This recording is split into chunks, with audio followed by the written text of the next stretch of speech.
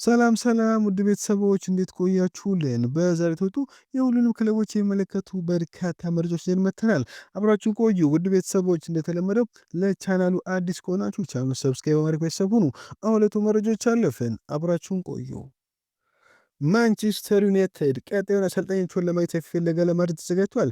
እያንዳንዱን እጩ እየገመገቡ ነው። ማይክል ካሪክ በተሰጠው ሚና ላይ ያሳድረው አስደናቂ የመጀመሪያ ተጽዕኖ ለቦታው ያለውን አቋም እንደሚያጠናክር ይታመናል። ዩናይትድ ቀጣዩን አሰልጣኝ በትክክል ለማየት ጊዜያቸውን መውሰድ ይፈልጋሉ። ሂደቱም ስልታዊና ጊዜ የሚወስድ ይሆናል ሲል ቴሌግራፍ ዘግቦታል። ሴስክ ፋብሪጋስ ስለ ወደፊቱ ጊዜ ጠይቆ ሲል ይመልሳል። ስለ ነገ አላስብም። የራሴ ምርጥ ስሪት መሆን እፈልጋለሁ፣ ነገር ግን ትርጉም የለሽ ምኞት አደገኛ ነው ይችላል። ጊዜ መስጠት ወሳኝ ነው። ብዙ ሰዎች ወደ ትላልቅ ክለቦች ይሄዳሉ፣ በ3 ሳምንታት ውስጥ ከጨዋታ ውጭ ይሆናሉ። አሁን በጣም ተረጋግቼ ነው ያለው ሲል ተናግሯል። ኩኩሬላ ከሊድስ ጋር በነበረው ጨዋታ ጉዳት እንዳጋጠመው የታወቀ ሲሆን ከ3 እስከ 4 ሳምንታት ከሜዳ ውጭ እንደሚሆን ተጠቁሟል። ኩኩሬላ ለ4 ሳምንታት ከሜዳ ውጭ ከሆነ 4 ጨዋታዎች ያመልጣል። ከበርንሌ፣ ከአርሰናል፣ ከአስቶን ቪላ እንዲሁም ከሬክሳ ምናልባትም ማርች 14 በሚደረገው የቻምፒየንስ ሊግ የመጀመሪያ ዙር ላይ ያመልጡ ይችላል ተብሏል።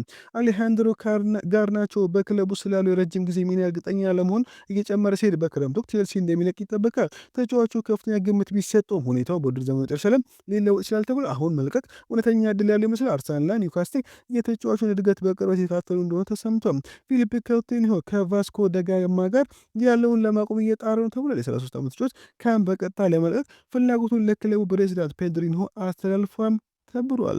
ባርሴሎና ካምፕኑን ለማደስ ቀደም ብሎ ከተገለጸው 960 ሚሊዮን ዩሮ በላይ በጀት አልፏል። ግምቶች እንደሚያሳዩት የመጨረሻው ፕሮጀክት ከ1.1 ቢሊዮን ዩሮ እስከ 1.2 ቢሊዮን ዩሮ ያስወጣቸዋል ተብለዋል። አርሰናል በፓሪስ ውስጥ አዲስ የወጣት ምልክቶች ሲታዩ የፒኤስጂን ኮከብ ኦስማን ዴምቤሌ ሁኔታ እየተከታተለ ነው ተብሏል። የባላንዶር አሸናፊው ከሞናኮ ጋር በተደረገው የቻምፒየንስ ሊግ ጨዋታ የመጀመሪያ አጋማሽ ተቀይሮ የወጣ ሲሆን የ28 ዓመት ተጫዋች በፈረንሳይ ዋና ከተማ ውስጥ መጥፎ ስሜት እንዳለ የሚገልጹ ወሬዎች መነሳት የጀመሩ ሲሆን የፕሪሚየር ሊጉ ክለብ የተጫዋች ሁኔታ በንቃት እየተከታተለ ነው ተብሏል። ሊዮኔል ሜሲ ከጉዳቱ አገግሞ ወደ ልምድ ተመልሷል። በዚህ ሳምንት ለኢንተር ሚያሚ የመክፈቻ ጨዋታ ለማድረግ ዝግጁ ነውም ተብሏል። ፔድሪ እሁድ ከሌቫንት ጋር በሚደረገው ጨዋታ ወደ ሜዳ ይመለሳል ሲል ዲያሮ አዘግቦታል። ትሬንት አሌክሳንደር አርኖልድ ወደ ሊቨርፑል ለመመለስ እርምጃ እየወሰዱ ነው ተባለ። አርኖልድ በቅርብ ጊዜ በሪያል ማድሪድ ደስተኛ እንደሆነ ከተነገረ በኋላ በዚህ ክረምት ወደ አንፊልድ ሊመለስ ይችላል።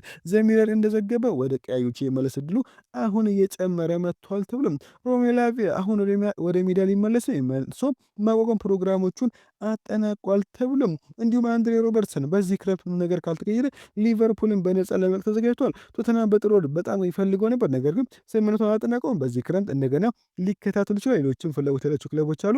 በሳውዲ አረቢያ፣ ቱርክ እና ስኮትላንድ ውስጥ ያሉ ክለቦች የግራ ተከላካዩን ለማስፈረም ከፍተኛ ፍላጎት እንዳላቸው ተዘግቧል።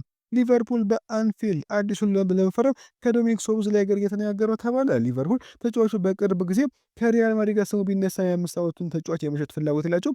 እናም የረጅም ጊዜ የወደፊት ህይወቱን ለማረጋገጥ ሁሉንም ፍላጎት ለማሟላት ዝግጁ ናቸው ተብሎም ሶቦስላይ በዚህ ውድድር ዘመን ከሊቨርፑል ባለስልጦች አንዱ ሲሆን በሁሉ ምድቦች 30 ጨዋታዎችን አድርገው 10 ጎሎችና 6 አሲስቶችን አድርጓል። የተጫዋቹን ኮንትራት እስከ 2028 ድረስ ይቆያል። ማንቸስተር ሲቲ ባርሴሎናዎች እንደገና ለመገኘት ፍላጎት ስላላቸው አማካኝ ኒኮ ጎንዛሌዝን በክረምት ለመልቀቅ ምንም ፍላጎት የላቸውም ሲል ኤል ናሲዮናል ዘግቦታል።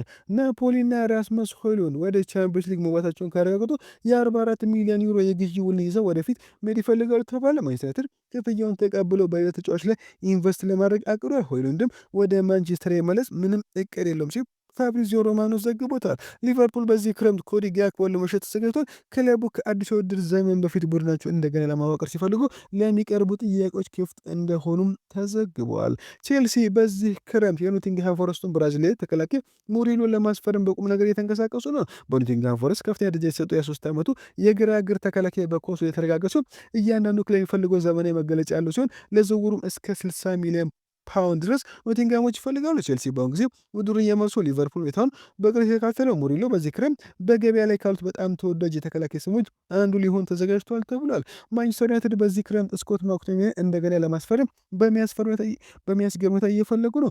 ስኮትላንድ አማካይ ተጫዋች ተቺዎቹን ዝም ለማሰኘት ነው ተጠራጣሪዎቹን ስህተት መሆኑን ለማረጋገጥ ወደ ኦልድ ትራፎርድ ለመመለስ ተጓጉቷል ተብሏል። ሆኖም ማክቶሚናይ ስምምነቱ እውን ለማድረግ በሳምንት 350,000 ፓውንድ ከፍተኛ ደሞዝ እንደሚፈልግ ተዘግቧል። ብሩኖ ፈርናንዴዝ በሳምንት 400,000 ፓውንድ የሚያወጣው አዲሱ ልጅ እየጠየቀው ዩናይትድ አሁን ከባድ ችግር ገጥሞታል። የቀድሞ የአካዳሚን ኮከብ ለመለስ ብዙ ገንዘብ ይከፍላል ወይም የአሁኑን በ2027 የክረምት ወቅት የሚያልቀውን የብሩኖ ፈርናንዴዝ ኮንትራት ያራዝማል ተብሏል። ኒኮል ተማዴ በኒውካስል ደስተኛ አይደለም፣ ወደ ስቱትጋርት ወይም ወደ ባየር ሙኒክ ለመመለስ ይፈልጋል ሲል የጀርመኑ ቢልድ ዘግቦታል።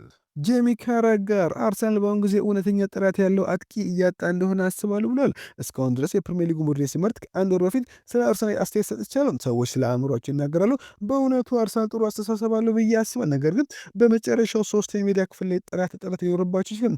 አርሰናል ስመለከት በፊት መስመር ላይ ፍጹም ኮከብ እንዳላቸው አላስብም። ሳካና ኦዴጋርድ ከጥቂት ዓመታት በፊት እዚያ እንደሚደርሱ አስቤ ነበር። በፕሪሚየር ሊግ ውስጥ ምርጥ ተጫዋች ለመሆን ዝግጁ እንደሆነ አስቤ ነበር።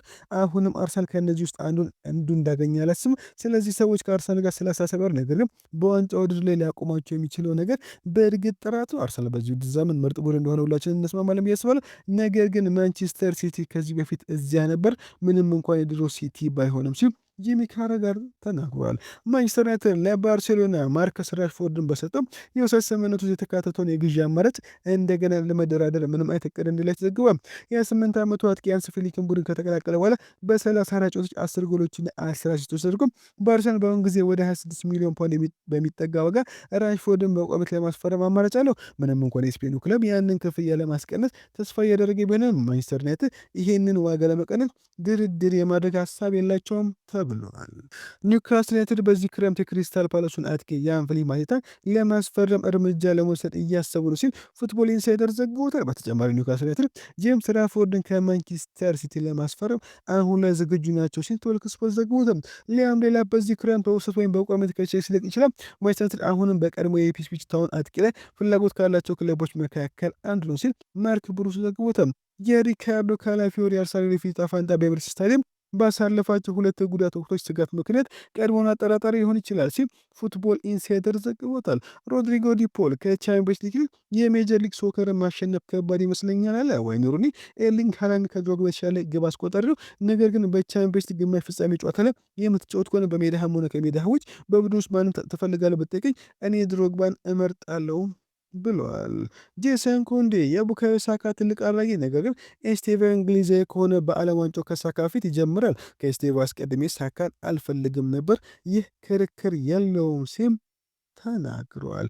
የቀድሞ የቼልሲ ተጫዋች ኢማኑኤል ፔቲት በስታንፎርድ ብሪጅ ጥሩ ጅምር ቢኖረም ለሊያም ሮዘነር የማስጠንቀቂያ መልእክት ልኳል።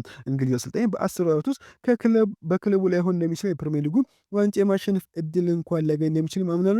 ሊያም ሮዘነር ከቼልሲ ጋር የፕሪሚየር ሊጉ ዋንጫ ማሸነፍ ይችላል ካላችሁ ተጫዋቾችን በየአመቱ እየቀያየሩ ነው። ስለዚህ የሆነ ነገር ለማሸነፍ ከፈልጉ ወጥነትና መረጋጋት በጣም አስፈላጊ ናቸው። ከተጫዋቹ ጋርም መቆየት ጠራይ ሊኖርና ከተጫዋቹ ጋር መቆየት አለባቸው። ተጫዋቹ በተቀያየር ለውጥ አያመጣም። በአሰልጣኝ መቀጠል አለበት። በ10 ወራት ውስጥ አሰልጣኝ እዚህ እንደሚሆን እርግጠኛ አይደለም የሚለውን ማመን አለብን ብሎ ፔቲት በመቀጠል ሮዘነር ጥቂት መጥፎ ውጤቶችን እንዳገኘ በስታንፎርድ ብሪጅ እንደሚሰናበት ተናግሯል። ማንቸስተር ተመልከቱ፣ ስፐርስን ተመልከቱ፣ ቼልሲን ተመልከቱ። እነዚህ ክለቦች ሁሉ ተጫዋቾችና አሰልጣኞችን ብዙ ጊዜ ሲቀያይሩ ቆይቷል። ከዚያም በድንገት ዋንጫ እንዲያሸንፉ ይፈልጋሉ። በተከታታይ 3 ወይም 4 ወራት መጥፎ ውጤቶች ካሳየም ቦርዱ ቢያባረረው አይገርመኝም ሲል ኢማኑኤል ፔቲት ተናግሯል። ወደ ቤተሰቦች ለዛሬ ባል ቆይታ በዚያ በቃ መልካም ቀን